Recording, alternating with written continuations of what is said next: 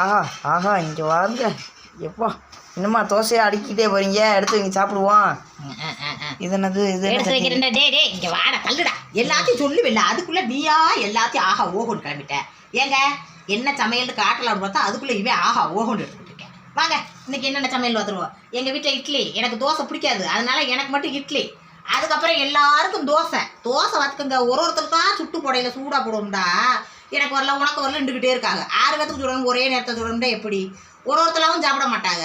எங்கள் வீட்டுக்காரர் வெயிட் பண்ணி பார்த்துட்டு லேட் ஆகுதுல்ல, லேட் ஆகி சாப்பிட்ற மாதிரியே இல்லைன்றாரு. அதனால தான் பேசாண்டு சுட்டு எல்லாத்துக்கும் அடிக்கிட்டு ஒன்று உண்டு. இங்கே பாருங்க, சட்னி வந்து பொரிகடலை சட்னி, அப்புறம் வந்து தேங்காய் சட்னியா, சரி ஏதோ ஒன்றுப்பா. அதுக்கப்புறம் வந்து கடலைப்பருப்பு சட்னி எனக்கு ரொம்ப பிடிக்குங்க. எங்கள் ஆத்தா வீட்டில் சின்ன வயசில் சாப்பிட்டது.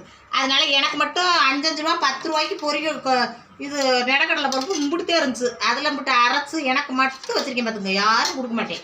எங்கள் ஆத்தா வீட்டில் சாப்பிட்டது இப்போ சாப்பிட்டு ரொம்ப வருஷம் ஆச்சு. இங்கே வருங்க, எல்லாத்துக்கும் தோசை வட்டமாக பெருசாக சுட்டா நண்டுக்கு மட்டும் இப்படியே வருங்க.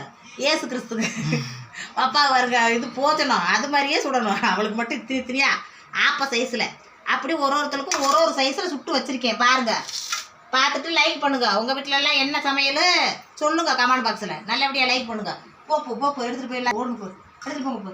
இந்த வரேம்மா.